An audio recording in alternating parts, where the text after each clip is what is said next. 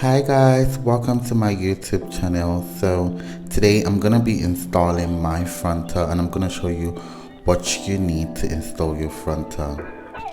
So this is all you need to install your frontal. You need to get all of this item, and that's me. I just brushed my hair and I used my powder to tint my lace to make it look like my skin color. And that's me. You can follow my process the way I install my frontal. You can see it's well laid, like the lace is lacing, if you may ask me. It's well laid, and that's me styling the hair.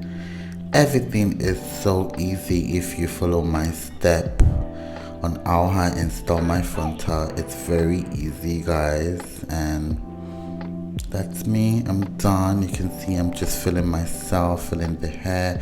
I love this hair, like it's giving. Where's the lace? There's no lace, baby.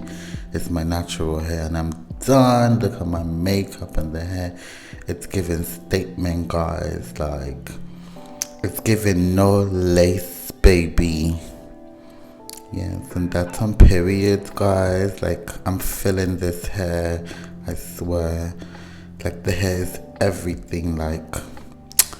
And guys, make sure you subscribe to my YouTube channel so you can see more videos like this. I love you guys. Mwah.